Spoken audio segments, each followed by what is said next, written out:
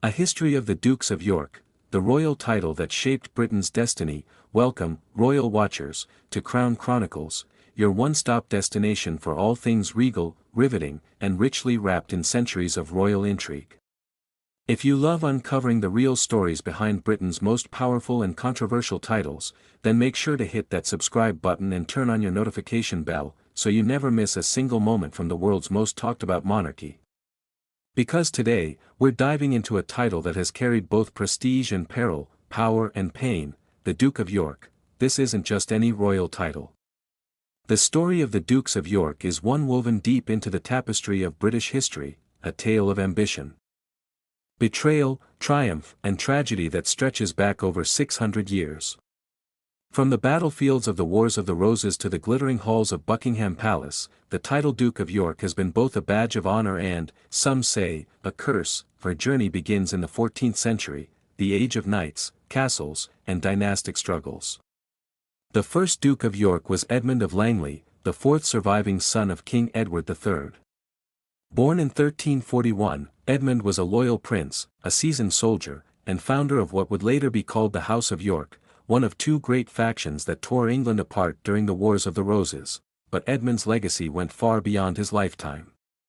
Through his descendants, the title of Duke of York became synonymous with powerful ambition. His grandson, Richard, 3rd Duke of York, was one of the most influential men in English history.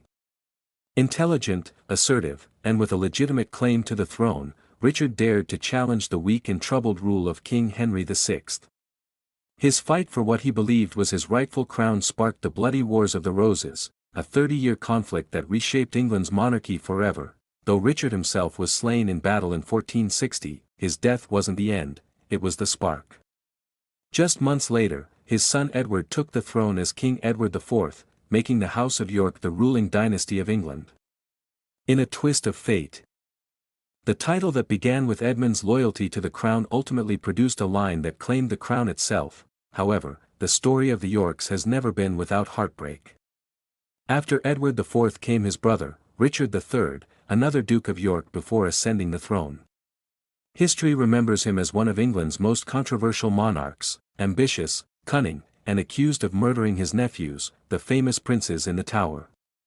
His reign ended with his death at the Battle of Bosworth in 1485, marking the fall of the Yorkist line and the rise of the Tudors. But though the dynasty perished, the title lived on, revived and bestowed time and again upon new generations of royal sons.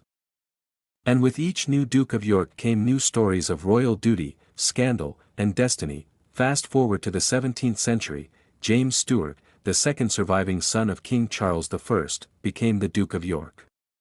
He was a naval commander, a devout man, and a figure of fierce loyalty to the monarchy during the English Civil War.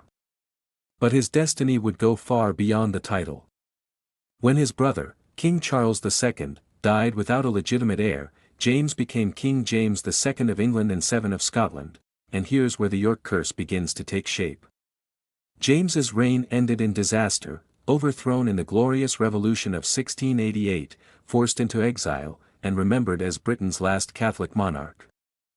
Since then, no Duke of York has ever gone on to successfully become king. It's a superstition that haunts the title to this very day. Centuries later, another York would make history, but in a way no one saw coming. In the early 20th century, Prince Albert, the second son of King George V, was granted the title Duke of York. Shy, humble, and plagued by a debilitating stammer, Albert never expected to rule. Yet fate had other plans.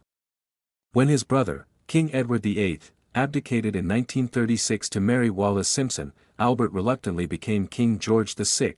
It was under that new name that he led Britain through its darkest hour, World War II, earning the love and loyalty of his people. His story became immortalized in the Oscar-winning film The King's Speech, which portrayed his struggle and triumph as both man and monarch.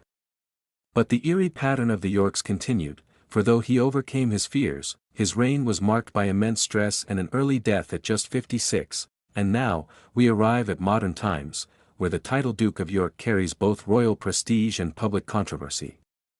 The current holder, Prince Andrew, was granted the title in 1986 by his mother, Queen Elizabeth II, upon his marriage to Sarah Ferguson. Once celebrated as the action prince for his service in the Royal Navy and his heroism during the Falklands War, Andrew was a dashing young royal, popular, charming, and set to carry the York legacy with pride, but as the decades passed, his story took a darker turn. His marriage to Fergie crumbled amid tabloid scandals. And later, allegations and associations with disgraced financier Jeffrey Epstein brought the Duke of York, and by extension, the monarchy, into deep controversy. Stripped of his royal duties and facing global scrutiny, Prince Andrew's fall from grace has made the title of Duke of York once again a lightning rod for royal tension, and that brings us to a delicate question: what happens next? With no male heirs, his daughters, Princess Beatrice and Princess Eugenie, cannot inherit the title. The Dukedom of York will one day return to the crown. The speculation is that it could then be passed to Prince William's younger son, Prince Louis. But given the troubled history attached to the title, many royal watchers wonder, would the palace dare revive it again? Or has the title of Duke of York become too burdened with the weight of its own past? From medieval kings to modern controversies, the Dukedom of York has been at the center of Britain's royal story for over 6 centuries. It has witnessed the rise and fall of dynasties, the birth of monarchs, and the crumbling of reputations. It is a title steeped in glory and shadow, forever bound to the fate of those who wear it, and so, as the royal family navigates a new era under King Charles III. The question lingers: can the title of Duke of York ever regain its former dignity?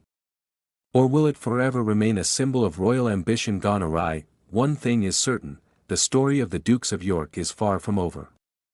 History, after all, has a way of repeating itself within the royal bloodline. Thank you for watching Crown Chronicles. If you enjoyed this deep dive into royal history and want to uncover more untold secrets of the British monarchy, make sure to like, subscribe, and turn on the notification bell so you never miss the next royal revelation.